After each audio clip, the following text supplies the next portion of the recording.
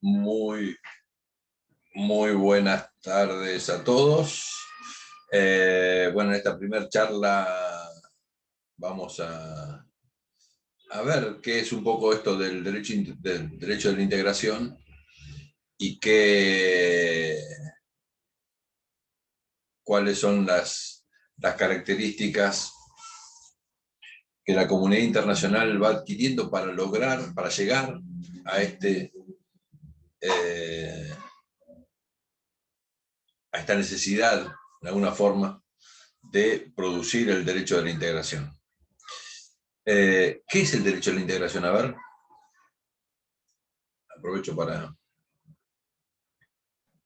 ¿Qué es? ¿Qué es? ¿Qué regula? Para mí las relaciones entre estados que forman parte de una determinada organización, digamos, no sé, como por ejemplo el Mercosur, pero entre estados. Y en última instancia, capaz que podemos pasar antes, hacer un párrafo antes. ¿Qué es la integración regional? Tiene que ver con las relaciones de coordinación entre los distintos estados dentro del derecho internacional público. Coordinación. Coordinación es una palabra muy, muy importante en el derecho internacional público.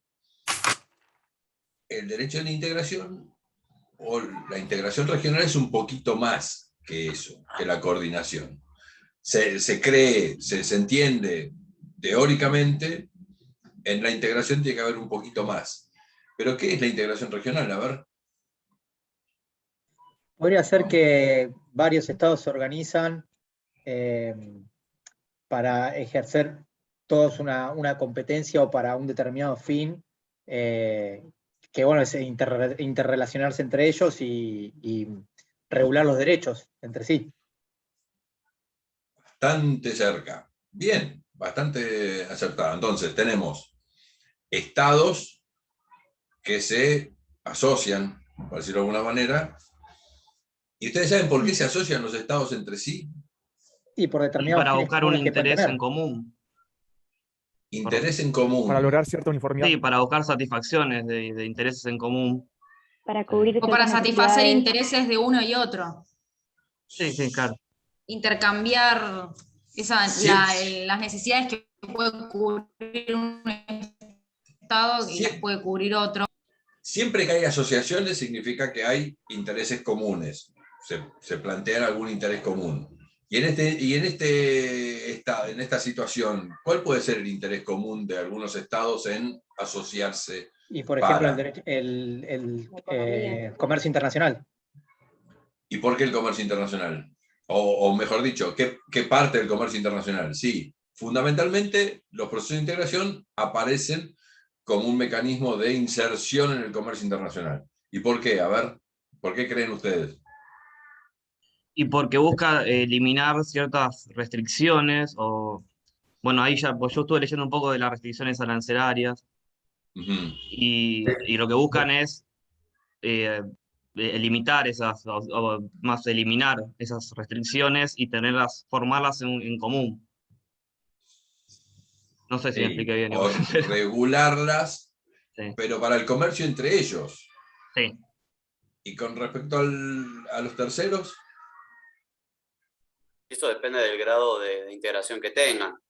No, pero yo entendía que se unen y tienen todos una misma restricción respecto a terceros. Es como, quizás no entendí mal.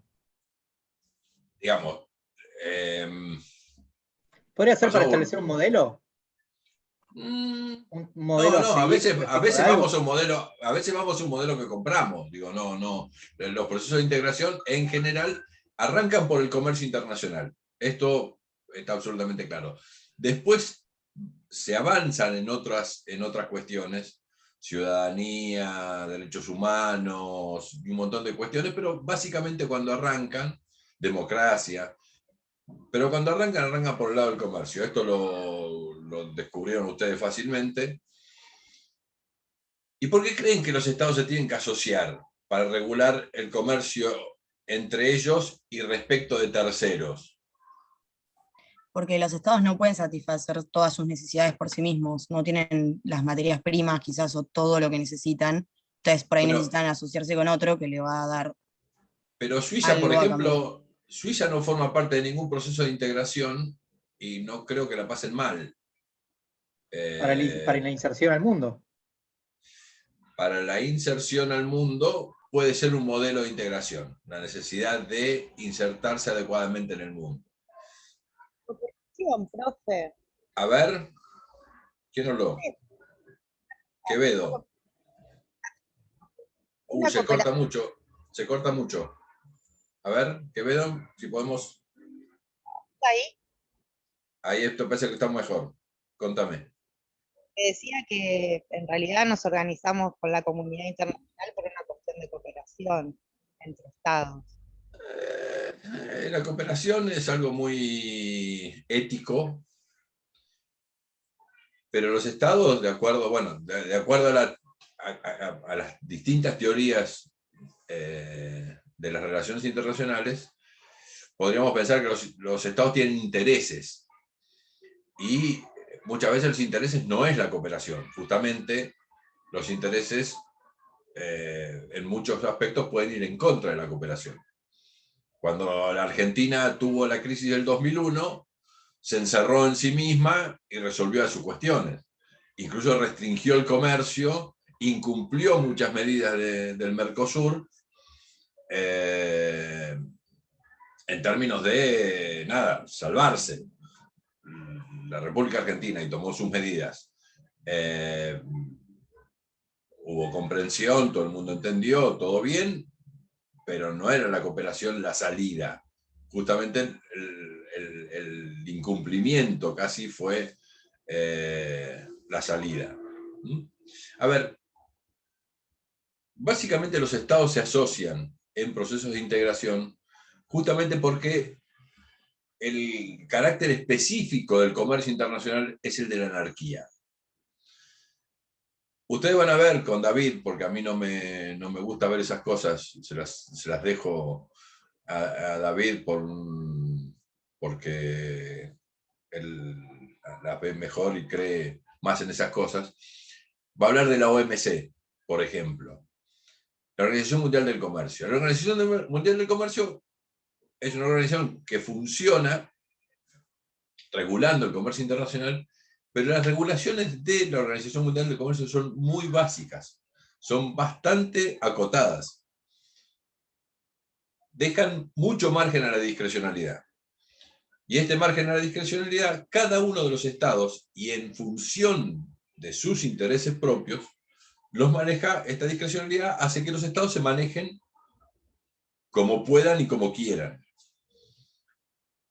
En muchos casos más como puedan que como quieran. Pero en última instancia genera la discrecionalidad que hace que el comercio internacional sea fundamentalmente anárquico.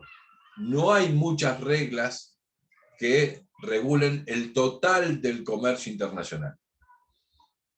Nosotros vamos a ver una cantidad importante de procesos de integración.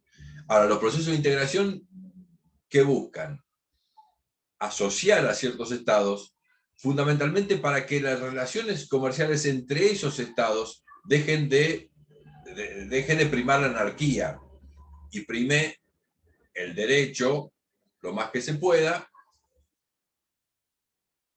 en estas relaciones entre ellos. ¿Qué significa el derecho? Los acuerdos a los que estos estados asociados logren, lleguen. Ahora, fundamentalmente, de allí hacia afuera, en muchos casos, prima la anarquía. Lo que cada una de las asociaciones en un momento determinado vaya a pretender de este proceso de integración puede ser muy disímil. Y ustedes van a ver asociaciones que son organizaciones internacionales muy importantes, muy acendradas, muy eficientes en términos jurídicos y políticos, y otras asociaciones que sean más light, si se quiere, más de carácter político, que se queden más en la coordinación, como decía un compañero de ustedes hace un rato, que pueden tener muchos efectos, que pueden tener efectos concretos, económicos en muchos aspectos, efectos económicos muy importantes, pero en última instancia que se queden allí. Justamente el derecho de la integración es aquel derecho que surge de estas asociaciones de Estado. Nosotros vamos a ver, en primer lugar, la primer parte del derecho de la integración es casi, para decirlo de alguna manera, casi derecho internacional público. Y, de hecho, nosotros vamos a empezar hoy hablando de la historia del derecho internacional público, porque es el reflejo de una comunidad internacional, el reflejo del desarrollo de una comunidad internacional o de una sociedad internacional antes, o comunidad internacional después del 45, como dicen algunos autores, que nos da como resultado una condición de la sociedad internacional donde emerge esta regulación específica que es el derecho de la integración. Algunos de nosotros tenemos el criterio, la concepción de que el derecho no es una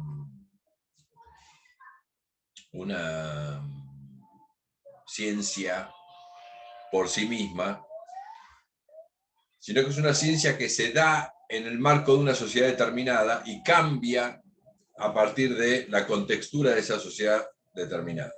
Más allá de que lo que le pese a Kelsen con aquella teoría pura del derecho, que terminaba con la teoría pura en una norma hipotética. O sea, no es muy científico o es cuestionado desde el punto de vista científico esto de terminar en una norma hipotética. Lo vamos a usar a Kelsen para hablar de muchas cosas, pero en última instancia nos alejamos de él en el sentido de que nosotros entendemos que el derecho cambia, que es una realidad por otra parte, cambia en función de la sociedad que intenta regular.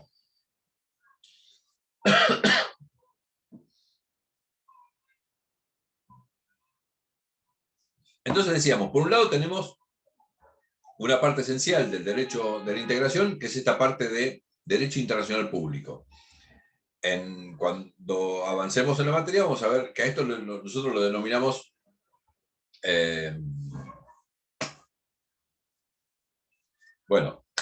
derecho originario.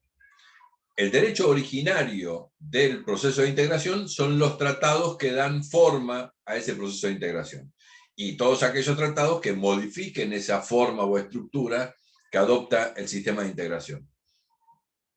Pero después nosotros le vamos a dar especial atención a lo que denominamos derecho derivado. El derecho derivado es el derecho que produce esa organización internacional o esa sociedad internacional que es el proceso de integración, digamos, de los órganos de ese proceso de integración se producen normas. Nosotros a eso lo llamamos derecho derivado. Y nosotros vamos a ver, y le vamos a dedicar bastante atención, a lo que es el derecho derivado.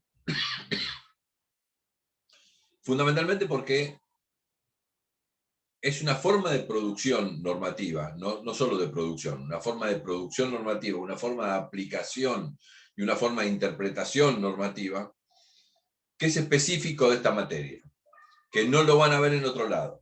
Por eso, yo lo digo desde la primera clase, todo lo que se refiera a formulación de las normas, en nuestro caso, en el derecho del Mercosur, con algún conocimiento, vamos a ver el derecho derivado de la Unión Europea, pero fundamentalmente lo que sea, derecho derivado del Mercosur, para nosotros es esencial. No hay forma de que superen esta materia, porque es una situación, una cuestión, una forma de producción normativa que ustedes no van a ver en otra materia. Acá se produce derecho de una forma en la que participa tangencialmente los órganos parlamentarios o legislativos de los estados, los ejecutivos en mayor o menor medida, pero no es una ley, inclusive no es un tratado internacional. Justamente es derecho derivado de esta organización que se pone en marcha con el proceso de integración. Eso lo vamos a ver con detalle en la clase siguiente. Pero nosotros decíamos, una parte importante del derecho de la integración es derecho originario, que fundamentalmente es derecho de los tratados. Son los tratados que ponen en marcha esa asociación. Por lo cual,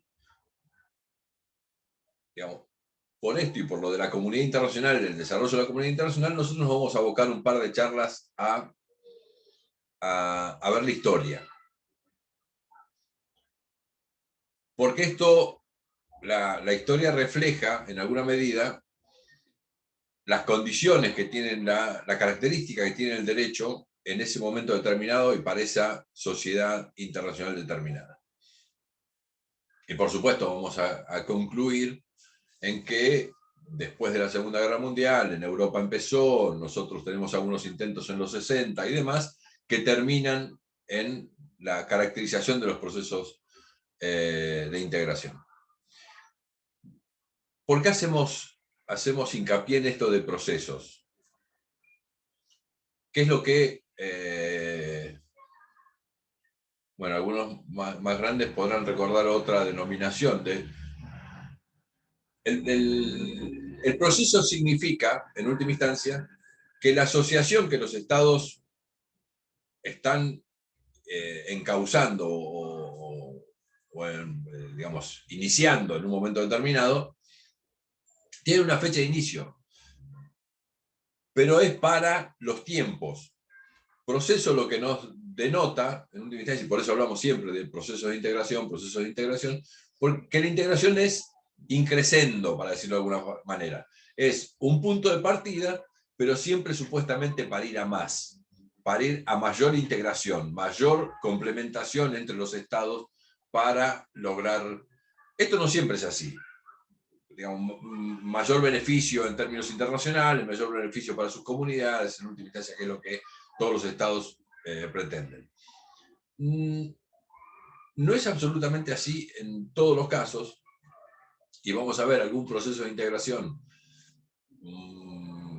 Bueno, los procesos de integración tienen lo que se denominan niveles, y cuando hablamos de procesos es que los niveles se van superando en profundidad. Cuando decimos en profundidad queremos denotar que los estados se van comprometiendo con mayor profundidad en este proceso de integración.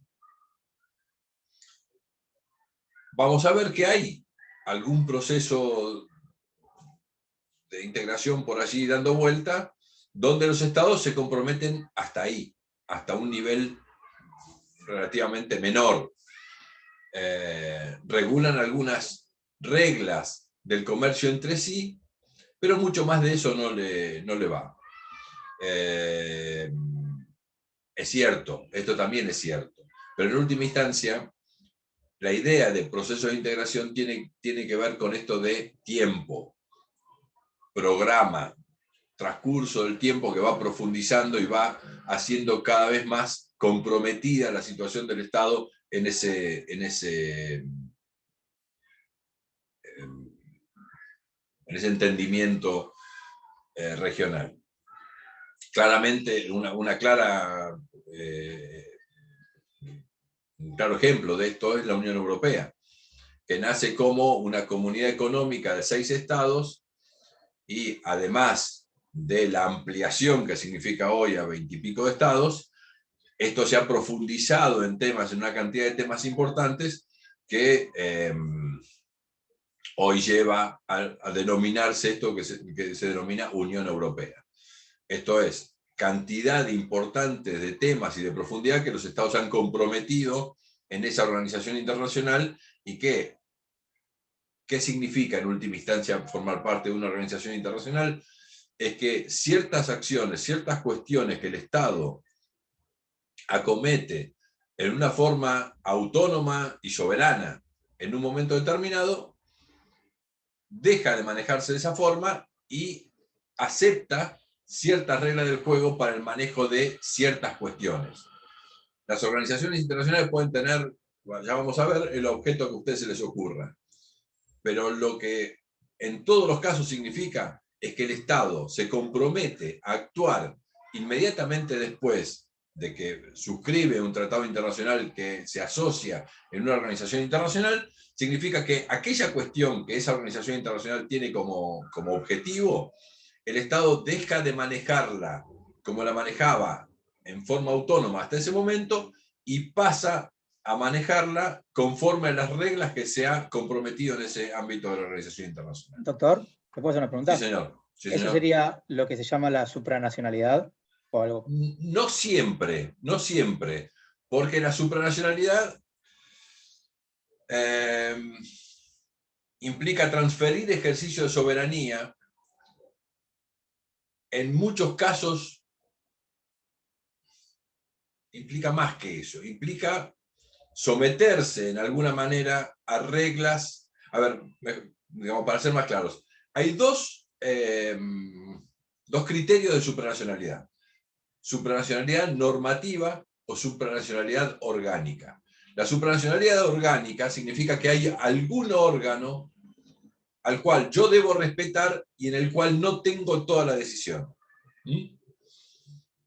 Dejémoslo ahí, después lo vamos a ver con profundidad. Y la supranacionalidad normativa es que en la organización internacional se produce una norma y esa norma me es obligatoria. Al Estado le es obligatoria. Y, ojo, la supranacionalidad está dada en muchos aspectos, o en algunas, digamos, en realidad en muy pocas organizaciones internacionales. Y lo que yo digo es más básico. Digo, una vez que yo entro en una organización internacional, lo que dejo es de ejercer mi soberanía como la tenía capacitado para hacerla el día anterior, lo único, me comprometo a manejarla en los términos que esa organización digamos, se regule en el marco de esa organización. Puede que yo tenga, y lo vamos a ver también, todas las organizaciones internacionales, la mayor parte de las organizaciones internacionales, dictan normas que son de carácter recomendatorio. Entonces, yo no estoy comprometiendo, estoy comprometiendo bastante, pero digo, no estoy comprometiendo a obedecer las normas que surgen de esa organización internacional, y en general, en muchos aspectos, yo tengo la voluntad estatal de torcer esa decisión, o una parte de la decisión de que se trate. Pero lo mío era más básico. Digamos, incorporarse en una organización internacional es esto que digo. Yo puedo tener toda la... Incluso, a ver, una de las características esenciales de las organizaciones internacionales es que son voluntarias. Lo vamos a ver también en su momento. Esto significa que yo puedo entrar en una organización internacional y salirme cuando quiera. Yo Estado, ¿no? Digo, el Estado puede salir cuando quiera, pagando los costos políticos o económicos que la organización me establezca o tenga esa decisión política. Pero los Estados pueden salirse de la organización internacional. Y esto es el mismo ejercicio de la soberanía. Lo estamos viendo en Europa con el Brexit.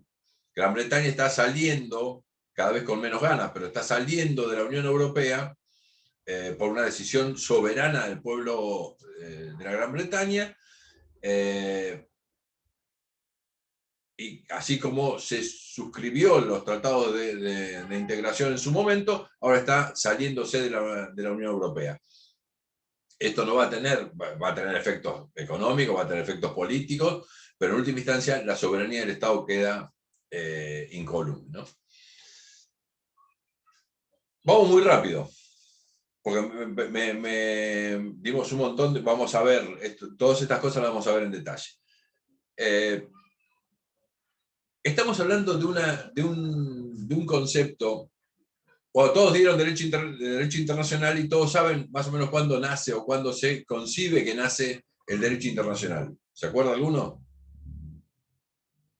Con la paz de El derecho Westfalia. internacional, perdón, Micaela, Sí, con la paz de Westfalia. ¿por qué? Porque ahí se entiende que los estados son todos iguales y tienen la misma soberanía.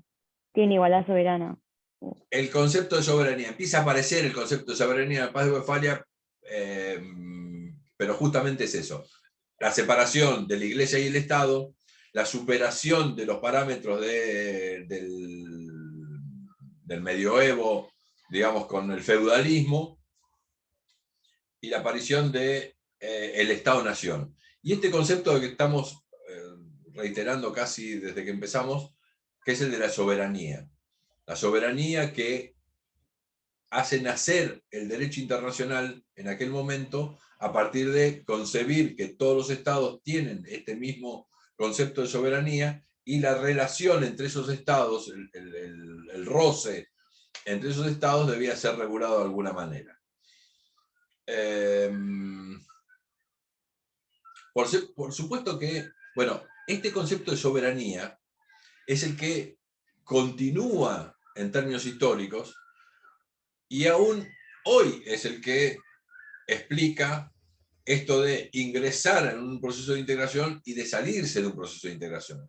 Todavía son los estados-nación los actores principales del escenario internacional. Hoy no son los únicos. Como decimos, tenemos estados nacionales, tenemos organizaciones internacionales, tenemos al individuo como sujeto de derecho internacional, todas cosas que se vinieron dando con posterioridad. El Estado-Nación, luego de la Paz de Westfalia, es casi el único actor internacional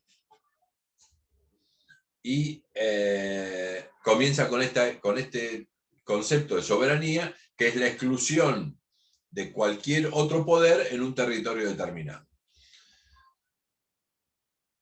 Lo cierto es que hoy sabemos que el concepto de soberanía no es estrictamente igual al que lo enunció Jean Bodin eran las 7 partidas, no sé si, en 1600, en el siglo XVIII, es 1700 y pico. Hoy sabemos que tiene otras características el concepto de soberanía, pero en última instancia el Estado-Nación sigue siendo el principal actor internacional y sigue siendo, bueno, véanlo si no con esta circunstancia de la pandemia, lo que significó el fortalecimiento del concepto de Estado-Nación, incluso en estados integrados como los de la Unión Europea, aparecieron muchas regulaciones estatales reavivándose a partir de esta situación. El concepto de soberanía va modificándose. El primer, si se quiere, gran transformación del concepto de soberanía es el que se da a partir de las ideas de la Revolución Francesa y la Revolución Americana. Esto de que el poder, o mejor dicho, el que detenta el poder no es el soberano, sino que es el pueblo. El pueblo es el titular de la soberanía y lo delega en un mandatario en última instancia. Este concepto que revoluciona las ideas de la soberanía, que estaba en cabeza justamente del soberano con anterioridad, genera la primer rediscusión de este concepto de soberanía, donde el Estado aparece reconociéndole derechos a los ciudadanos, si se quiere, un incipiente antecedente de derechos humanos, mucho más acá, ¿no?, en el tiempo. Pero este concepto de libertades individuales, de separación del Estado y del individuo, también genera otras cuestiones. Hasta ese momento, la guerra era una cuestión de casas reales. ¿Cuánto ejército se podía poner en un campo de batalla? Aquel que pudiera pagar el soberano de tal o cual lugar. El problema es que cuando la soberanía ya no es del que detenta el poder, sino la soberanía es del pueblo, bueno, muchachos, a defender la soberanía todo el mundo. La leva masiva de ciudadanos, si se quiere, para las guerras, aparece de este concepto. Se industrializan las guerras. 1800 y monedas.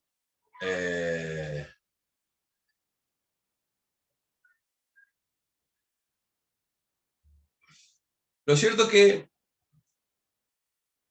fundamentalmente este concepto de soberanía, que nace fundamentalmente de la relación entre los estados europeos, estados centrales europeos, las potencias, hace generar un derecho internacional que tiene características muy particulares. Con las colonias, en general, lo que se hace es trasladar este derecho público europeo, como lo denomina Mónica Pintos, este derecho público europeo a los nuevos territorios. Y en general, los actores que funcionaban en ese derecho público europeo eran los actores centrales de aquel momento. Por supuesto que la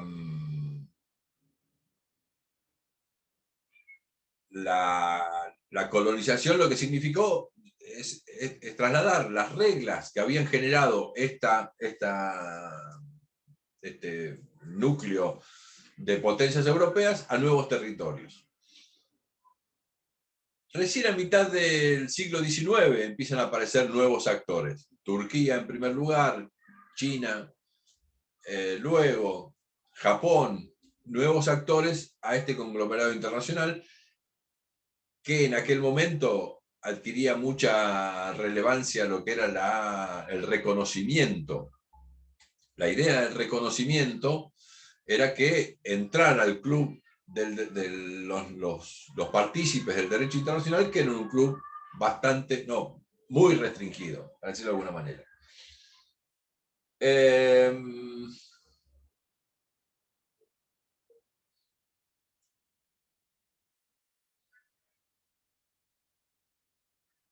Las guerras napoleónicas generaron un poder enfrente que termina, como sabemos, derrotando a Napoleón y haciendo lo que se denomina el Concierto de Viena, los acuerdos que se generan en Viena, básicamente manejado por la Santa Alianza, Austria, Rusia, Prusia y Gran Bretaña, luego denominada Pentarquía, con el ingreso de la corona francesa ya restaurada, genera una sociedad internacional, un conglomerado ahí en Europa, donde aparece el derecho a la intervención. Estos señores, a partir del Congreso de Viena, entienden que hay que restablecer en sus reinos a todos aquellos que sean desplazados a partir de la adopción de las reglas o de las ideas de la Revolución Francesa. Y ahí aparece Austria en algunos casos, Francia en otros, restableciendo en Nápoles, en Milán, en ciertos principados italianos, supuestamente los auténticos o los legítimos gobernantes. En el momento en que España empieza a tener un poco más de influencia en esa discusión, empieza a decir, señores, ustedes que están restableciendo todos los reinos como corresponde, yo necesitaría un poco de ayuda porque tengo del otro lado del Atlántico unos muchachos que en los territorios coloniales españoles creen que son independientes. Estamos hablando de 1816, 1817, 1818. Por supuesto que nosotros acá estábamos ya declarando la independencia en algunos territorios en América. España estaba pidiendo ayuda para restablecer el poder español en los territorios de América. Lo cierto es que para entonces España había perdido la carrera de los mares y del comercio internacional fundamentalmente en manos de ¿quién? ¿De quién? ¿De quién? ¡Ey! Más rápido. ¿Quién había ganado ¿Quién le había ganado los mares? ¿Inglaterra? Fácil. Inglaterra. Inglaterra había ya dominado los mares y el comercio internacional. Y por supuesto tenía un excelente comercio internacional con las potencias, con los territorios que se habían independizado de España. Entonces, mucho no le gustaba a Inglaterra que esos territorios volvieran al sistema colonial español, porque entre otras cosas, primero porque tenía mejor comercio y segundo que las políticas comerciales de España eran muy centralistas y muy dirigistas. En ese marco se produce en 1823. En 1823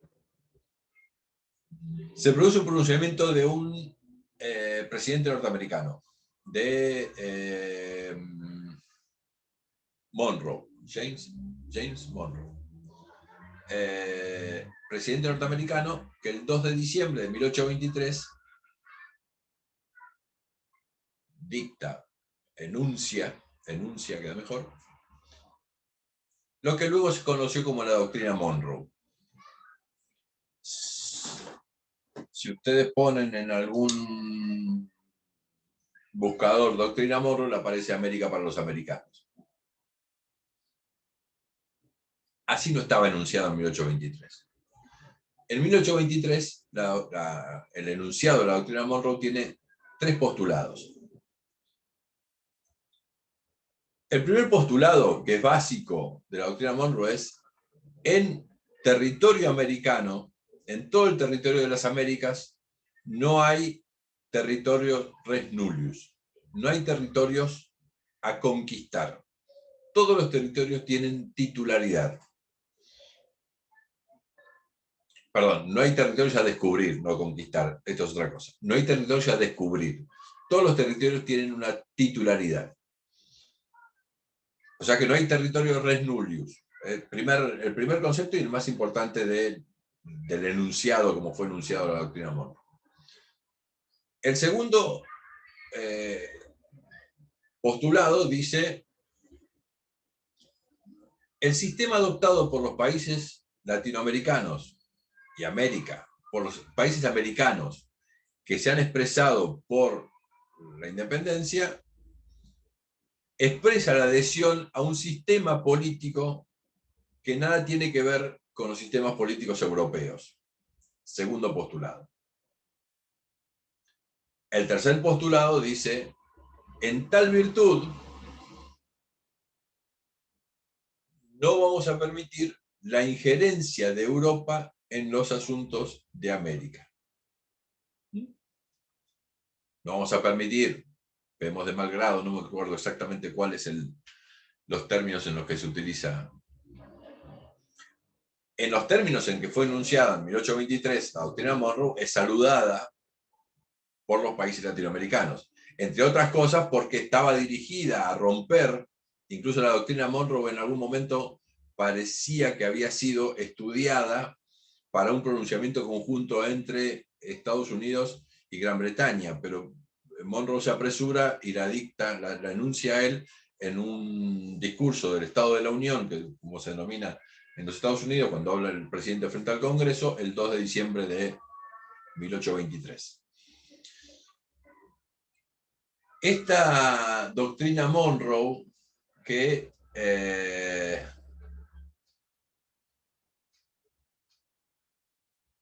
tiene algunos efectos políticos, que los Estados Unidos tomaron y reversionaron en muchos aspectos durante todo el trayecto de la historia, fundamentalmente tiene muchos efectos políticos en el funcionamiento de los Estados Unidos hacia afuera. ¿Por qué? Porque en general lo que plantea es los problemas políticos de Europa son problemas de Europa y no son problemas en los que los Estados Unidos deban intervenir.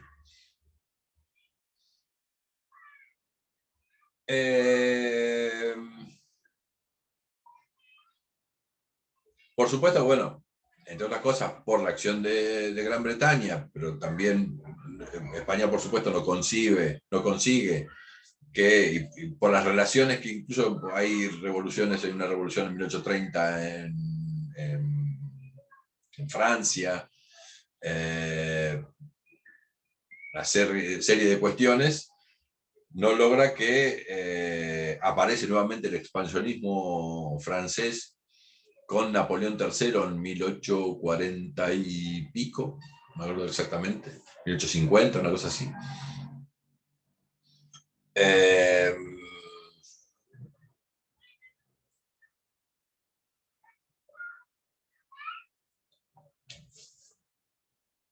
Y en alguna medida aquel derecho internacional de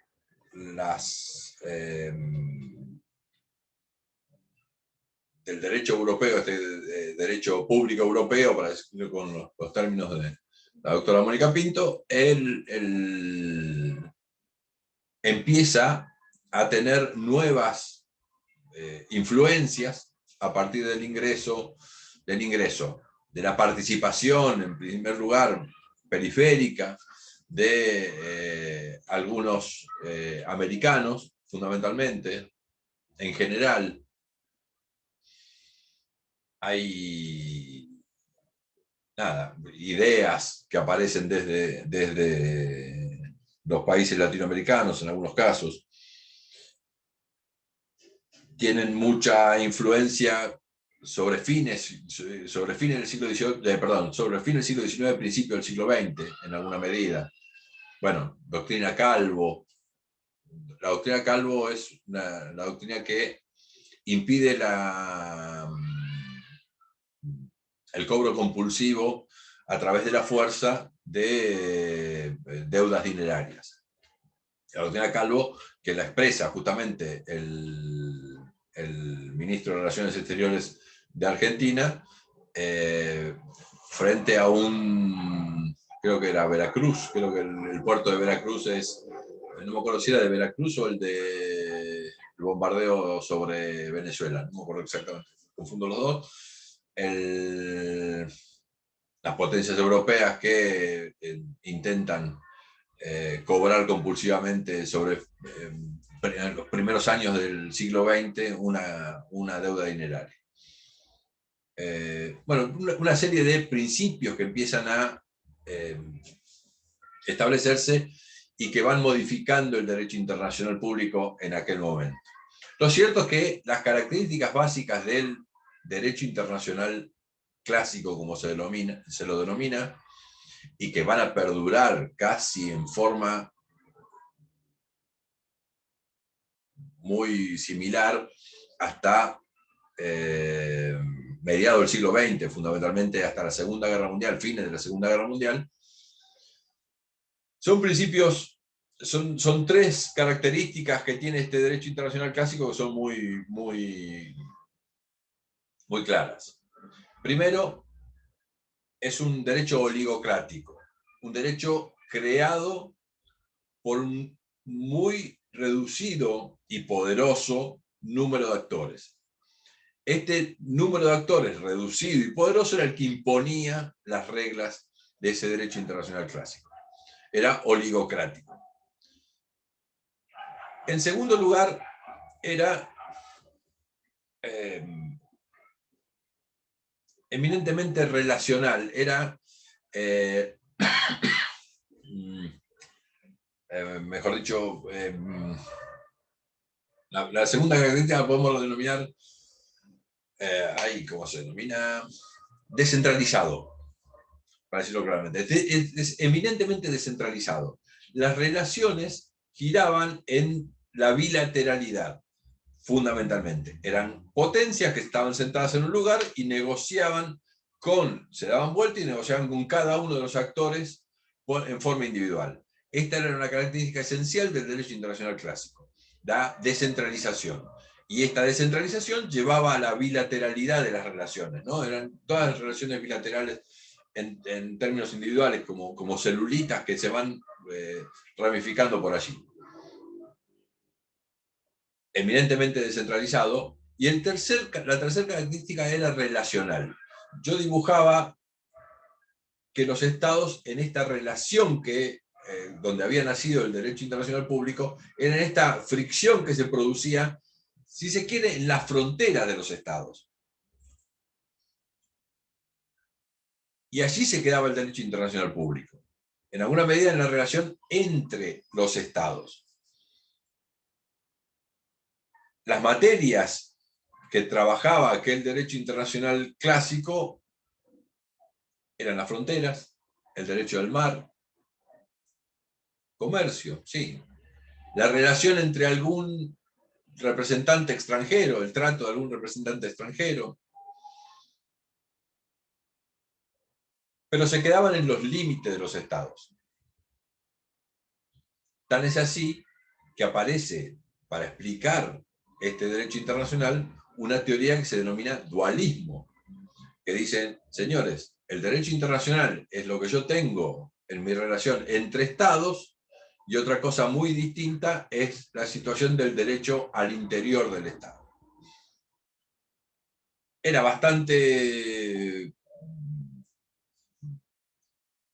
lógico pensar en esos términos en aquel derecho internacional clásico, porque era relacional, se quedaba en las afueras del Estado, se quedaba en las fronteras del Estado, era la relación entre dos estados distintos que compartían, lo único que compartían era que los dos tenían el concepto de soberanía, eran titulares de soberanía.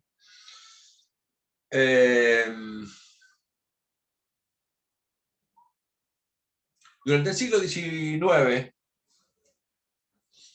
hay un historiador inglés que denomina el largo siglo XIX al siglo XIX, porque las características más o menos del siglo XIX él las interpreta desde la independencia norteamericana, 1876, sí, 1889 la Revolución Francesa, si se quiere, en 1889 la Revolución Francesa, y el estallido de la Primera Guerra Mundial. Él dice que las características de ese periodo, él lo engloba en lo que denomina el largo siglo XIX. Como digo, 10 años para atrás, 1889, 11 años para atrás, 1789, perdón, a 1914, que es el estallido de la Primera Guerra Mundial. Él dice que las características del mundo en esa época eran más o menos, fueron más o menos las mismas. Era el equilibrio del poder, básicamente. Era guerras que se localizaban en algunos lugares, se focalizaban en algunos lugares, pero en última instancia nunca llegaban a ser, a modificar la estructura de la sociedad internacional hasta ese momento, establecida en ese periodo. En ese marco aparece, como decíamos, Concierto de Viena, 1815. Aparece la primera asociación de estados, digamos, con esta característica. Primero, preservar, volver a retomar aquellos gobiernos, aquellos reinos que se habían asociado o se habían reformulado en la teoría de la revolución, de la idea de la Revolución Francesa, restablecer en el poder a las grandes dinastías de aquel momento, pero avanzaba sobre otras cuestiones. Y aparece la neutralidad de Suiza, en esa convención, en el concierto de Viena, aparece la internacionalización y la regulación del río Rin. El río Rin es un río internacional que recorre muchos territorios. Entonces, bueno, ¿cómo accedemos al río Rin? Se internacionaliza el río Rin, se le da una administración a ese río y algunas otras cuestiones.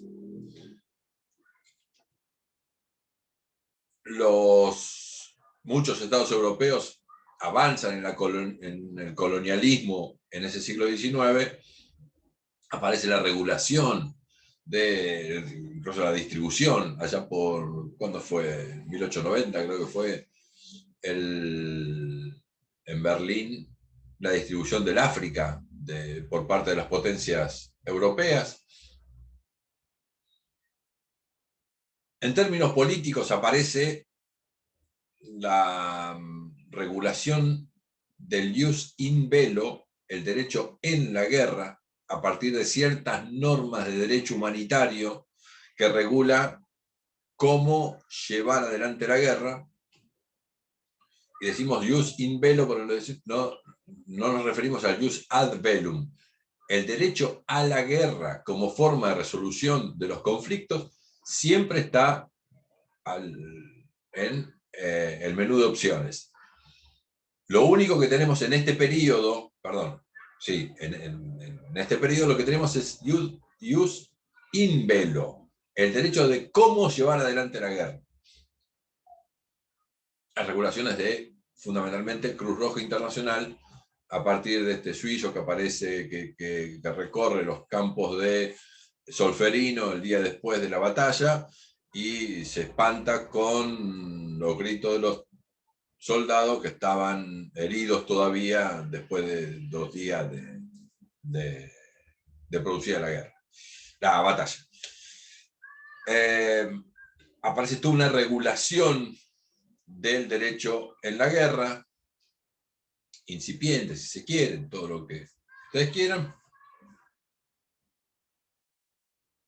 Sobre el fin del siglo XIX aparece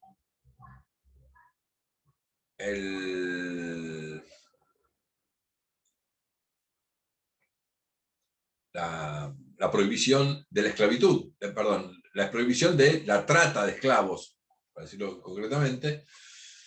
Esto es, si bien las ideas pueden parecer muy humanísticas, el principio fundamental de combatir la mano de obra esclava era el punto de vista económico. La producción con esclavos es mucho más barata que la producción con obreros, con obreros asalariados, con lo cual ciertas potencias se veían disminuidas en su capacidad de producción, o mejor dicho, de competir en términos de precios con algunos productos a partir de la esclavitud. Entonces se combate la esclavitud. Al combatir la esclavitud, el derecho internacional lo que está haciendo es poniendo el objeto del derecho internacional en el ser humano, porque en última instancia eran traficantes de esclavos en términos individuales. Empieza a aparecer la subjetividad pasiva del derecho internacional en el individuo. Trata de esclavos, trata de blancas, todo eso que es perseguido, la piratería empieza a ser perseguida, y eso significa que existe responsabilidad internacional del individuo puesta por el derecho internacional. Luego va a aparecer, en su momento, la subjetividad activa del individuo, que aparece con ¿qué? La subjetividad activa es la capacidad de ser reconocido en derechos en términos del derecho internacional. ¿Con qué? ¿Nadie? ¿Cuándo? ¿La Segunda Guerra? No. No dije cuándo, no hay problema de cuándo. Dígame, ¿dónde aparece la subjetividad activa? Esto es la posibilidad internacional del individuo de reclamar frente a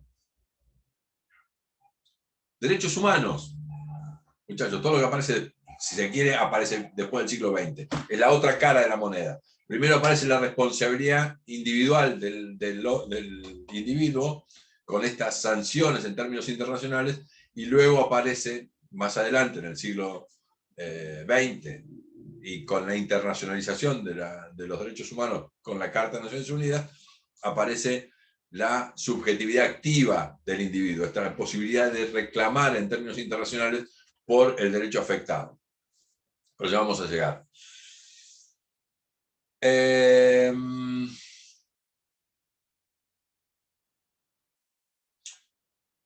Durante el siglo XIX, este tema de las conferencias internacionales, tanto las que decíamos de derecho humanitario, pero fundamentalmente sobre una cantidad de temas muy relevantes, la regulación del comercio, de alguna norma de comercio internacional, la regulación de pagos internacionales, si se quiere, cómo se hace un pago de un lugar a otro, empiezan a aparecer la necesidad de coordinar por parte de los estados. Y aparece el concepto de conferencia internacional, esto es, estados que se reúnen en un lugar determinado, discuten una materia que a ustedes se les ocurra, se dan la mano cuando termina la conferencia y cada uno se vuelve a su estado. Esto es lo que se denomina conferencias internacionales. Conferencias internacionales en el siglo XIX hay una cantidad muy importante. Son reuniones esporádicas, temporales, en el recurso del tiempo, donde los estados se reúnen, los representantes de los estados se reúnen, conversan, discuten determinados temas, en el mejor de los casos concluye con un tratado internacional que regula la materia para la que se reunieron, lo que ustedes quieran, queda la regulación esa, el tratado internacional, cada uno se lo lleva a su estado para producir la ratificación en el caso de que sea necesario, y dentro de 2, 3, 4 años nos volvemos a juntar para ver cómo funcionó aquel tratado internacional durante ese periodo. Ajustamos lo que haya que ajustar. Estas reuniones eran, digamos, son reuniones esporádicas, para decirlo de alguna manera. Se producen con distintos intervalos de tiempo. El problema es que la cantidad de cuestiones que los estados empezaron a advertir que necesitaban arreglar en términos conjuntos se fue aumentando considerablemente.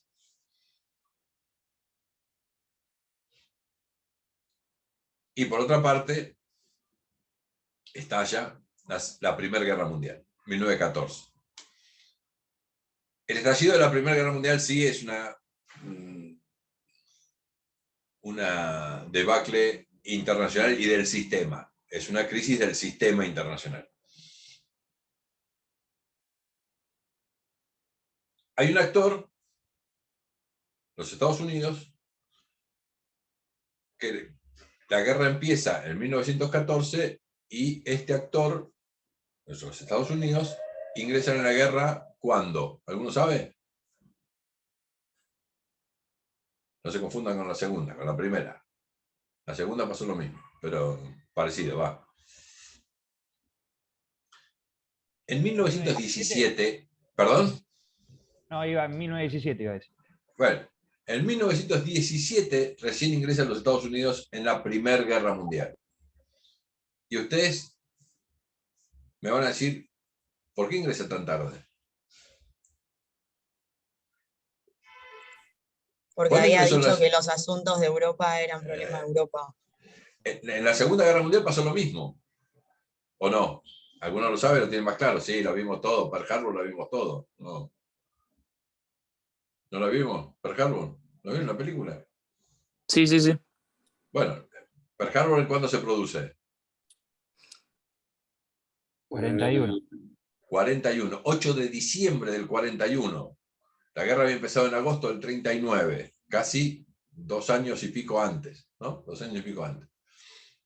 8 de diciembre del 41 ingresa a los Estados Unidos. Y algún malpensado historiador plantea que Franklin Delano Roosevelt, presidente de los Estados Unidos en ese momento,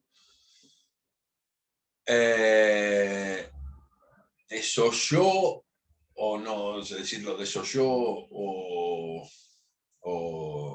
dejó que sucediera, suena muy feo, pero que no había otra forma de que los Estados Unidos ingresaran en la guerra que no fuera a partir de lo que se produjo en Pearl Harbor. Y evidentemente los japoneses, como bien dicen en la película, que es cierta esa frase, hemos despertado a un monstruo, creo que dice, hemos despertado a un monstruo dormido, creo que dice Una bestia. a una bestia dormida, dice el japonés, el comandante japonés ese que está. Parece que esa frase es cierta. Y en los dos casos, el fundamento del ingreso tardío de los Estados Unidos se fundamenta. Es más, cuando termina la Primera Guerra Mundial, se produce la Sociedad de las Naciones. La Sociedad de las Naciones es la primera organización internacional que se crea con el objetivo de lograr o de conseguir la paz y la seguridad internacional. El impulso a la Sociedad de las Naciones lo genera una mente idealista, una mente que en el ideario internacional se denomina idealista, de las relaciones internacionales, un tipo que cree en las normas, cree en la organización, cree en el progreso social a partir de la organización. Este idealista, que era Woodrow Wilson, que era el presidente de los Estados Unidos en 1919, cuando se pone en marcha, después de la paz de Versalles, se pone en marcha la Sociedad de las Naciones. Ahí hay varios temas para analizar. Pero ¿qué pasa? Cuando Woodrow Wilson vuelve muy contento con el logro de haber conseguido la Sociedad de las Naciones, ¿con qué le contesta el Congreso norteamericano? Con la doctrina Monroe. Y le dice, señor, eso es un problema de Europa, nosotros no nos vamos a meter. Y esa organización internacional nace renga, para decirlo de alguna manera, porque ya los Estados Unidos eran una potencia significativa en 1919, y la sociedad que nace con mucho ímpetu en ese final de la Primera Guerra Mundial, nace con una pata menos, con una pata significativa menos. Y de hecho, es una organización internacional sin poder, que no puede actuar de ninguna manera para enfrentar el advenimiento de los nacionalismos, fundamentalmente nacionalismos extremos, fundamentalmente fíjense, de las últimas potencias europeas en unificarse, Italia y Alemania. Los dos países que se unifican en 1870-1871, se unifican como estados, nación, digamos, más tardíamente, ¿no? Mucho después que muchos otros estados, generan en 1922, en 1923, el advenimiento de Mussolini en Italia, y en 1933 de Hitler en Alemania. Cuando estos estados empiezan, primero que fue Mussolini invadió Etiopía y después Albania, creo, y luego Hitler avanzó sobre Checoslovaquia, primero creo que fue, y después sobre Austria, o al revés, en 37, 38. Ya los estados, la sociedad, perdón, y antes de eso se había producido la invasión, no era una invasión, sino un estado títere que Japón había inventado en Manchuria, el norte de China. Los japoneses habían inventado un gobierno de una supuesta independencia china, de una república allí, que en realidad era un gobierno títere de Japón. La Sociedad de las Naciones se vio incapacitada de actuar para restablecer el orden internacional en esos momentos, o en esas crisis.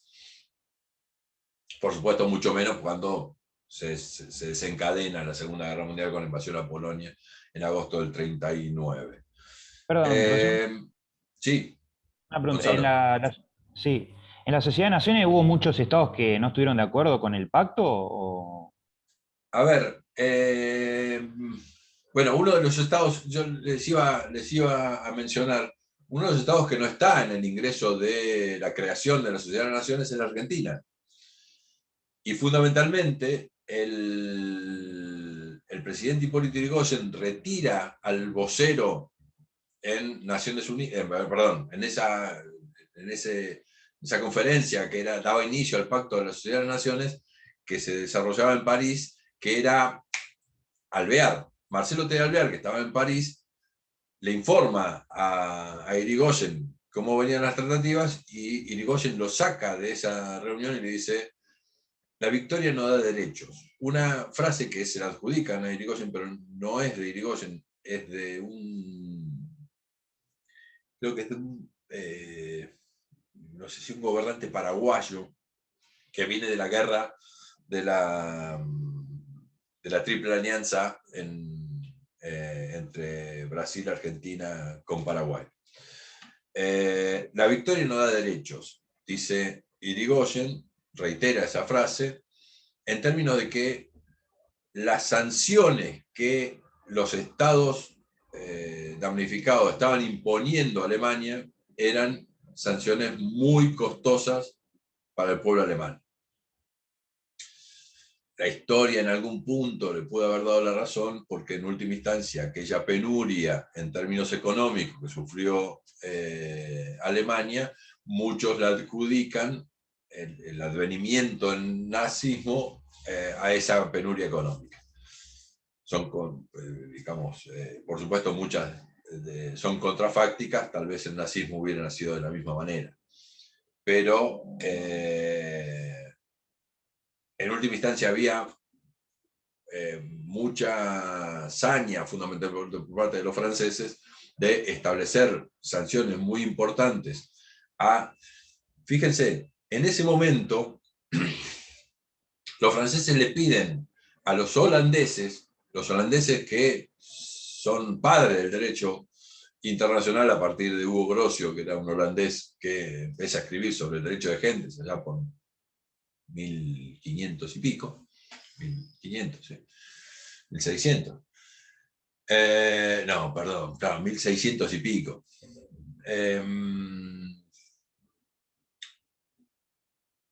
Le piden a los holandeses que tenían detenido al Kaiser alemán, lo tenían refugiado al Kaiser alemán los holandeses, y los franceses dicen: queremos juzgar al Kaiser alemán por responsabilidad individual por el desarrollo de la guerra, de la Primera Guerra Mundial.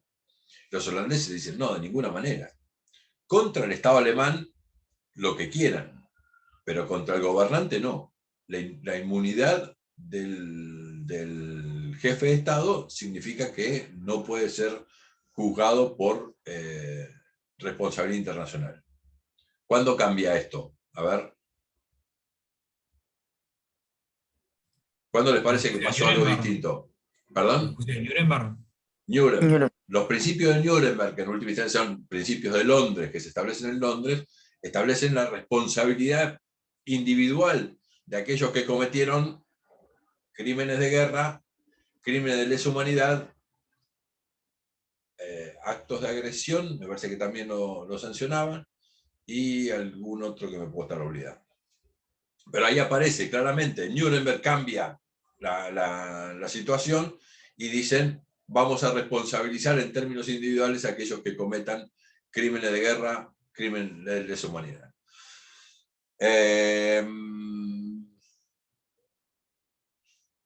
18:14, hace 40 minutos que estoy hablando y es suficiente. Bueno, a ver, ¿qué es lo que estamos viendo? Para que nos quede claro. La comunidad internacional, o mejor dicho, la sociedad internacional, que no se le adjudica un interés todavía un interés común, por eso lo de la comunidad todavía no, recién después del 45 la gente empieza, los autores empiezan a reconocer que existe este concepto de comunidad internacional.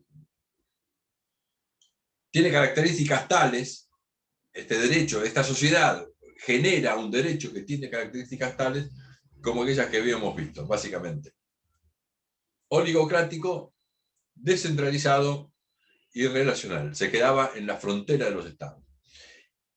Y tal vez esa forma de expresarse del derecho justificaba en alguna medida aquella adscripción de muchos autores al dualismo. Imagínense que digamos, con Hitler, los primeros, digamos, después del 33, después de asumir el gobierno en Alemania, Hitler adhiere a esa doctrina y dice, señores, básicamente el derecho internacional está hecho por voluntad de los estados. Adhiere a las teorías voluntaristas. Dice, señores, el derecho internacional está hecho por voluntad de los estados, porque en un momento determinado le conviene alguna cuestión determinada. A Alemania, que firmó en 1919 aquellos tratados internacionales, podían servirle. A la Alemania actual no le sirven esos tratados internacionales y entiende que el derecho internacional para Alemania es otra cosa en la actualidad. Se desentiende de aquel derecho que existía con los tratados del Pacto de Versalles. Dice, la voluntad del Estado alemán es generar otras normas de derecho y otra forma de establecer el derecho de aquí en adelante. Con la gravedad, por supuesto, de lo que implicó en términos políticos y sociales y humanos para nuestra humanidad la Segunda Guerra Mundial. Nos vamos a quedar acá y vamos a arrancar con esto la charla que viene. ¿Preguntas? ¿Dudas? Ya vamos a llegar al derecho de la integración. ¿Ninguna duda? Ahí hay una mano levantada. Santiago. ¿Lo ves, Marce? Santiago Rojo. ¿Tenés una mano ahí? Ah, no, perdón, es la mano de mi cursor. Era la mano de mi cursor. Ah, está bien, no. Bueno, perdón. Era mi cursor que estaba ahí justo en tu cara. Nada, ¿listo? Nos vemos el viernes que viene. Ah, no, nos vemos el martes, porque la semana que viene tengo que cambiar con David, que me hizo el favor de cambiar. Nos vemos el martes y seguimos con esto. Buen fin de semana largo. Perfecto, buen fin de- Gracias. Chao, profe.